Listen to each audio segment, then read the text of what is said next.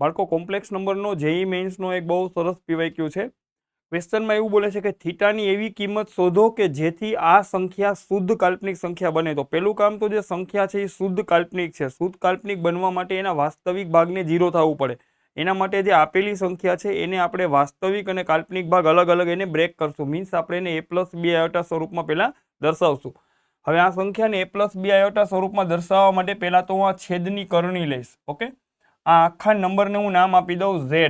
આની કરણી વડે ઉપર નીચે ગુણો. આની કરણી વડે અંશને ગુણીશ તો બાળકો અંશ આમ લખાશે 3 + 2 આયોટા સાઇન થીટા ઇન્ટુ આની કરણી વડે ઉપર ગુણાશે 1 + 2 આયોટા સાઇન થીટા. ઓકે બાળકો, અને આની કરણી નીચે ગુણી તો આ બને 1² - 4 iota square sine square theta. Okay બાળકો, હવે આને ઓપન કરું. 2 × 1 + 2 × 2 4 iota sine theta plus 3 iota sine theta. Okay, plus 6 iota square sine square theta. છેદ એમનેમ છે. આયોટા સ્ક્વેર -1 થાય તો --+4. ઓકે બાળકો, હવે આનો વાસ્તવિક અને કાલ્પનિક ભાગ અલગ કરો. વાસ્તવિક ભાગ આટલો બને. આયોટા સ્ક્વેર -1 બનશે એટલે એ બનશે 2 - 6 સાઇન સ્ક્વેર થીટા. અને કાલ્પનિક ભાગમાં આ બે પોર્શન બચશે. ઈ બચે 4 વખત 4 sine theta iota plus 3 sine theta iota. Means આવશે 7 વખત આયોટા સાઇન થીટા. આયોટાને હું આ રીતે રાખું. ઓકે, અને છેદ વડે એને સેપરેટલી બાળકો હું ભાગીશ. છેદ વડે બેયને સેપરેટ ભાગીશ તો આ બનશે 1 + 4 સાઇન સ્ક્વેર થીટા. અહીં બી આવશે 1 + 4 sign square theta.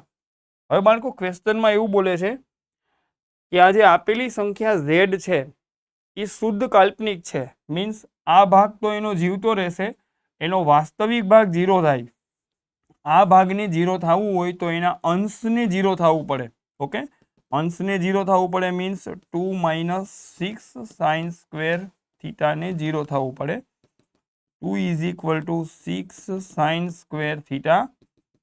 Sign square theta = 2/6. Sine theta = ±1/, okay, 1/2.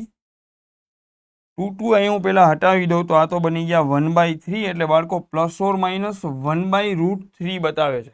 Okay, તો થીટા બરાબર 2 આન્સર આવશે. ઓપ્શનમાં કોઈ બી એક આન્સર તમને મળી જશે. Theta = sign ઇનવર્સના આર્ગ્યુમેન્ટમાં +±1/√3. ઓપ્શનમાં આપણને +1/√3 વાળો આન્સર આપેલો છે. ઓકે બાળકો, સારું.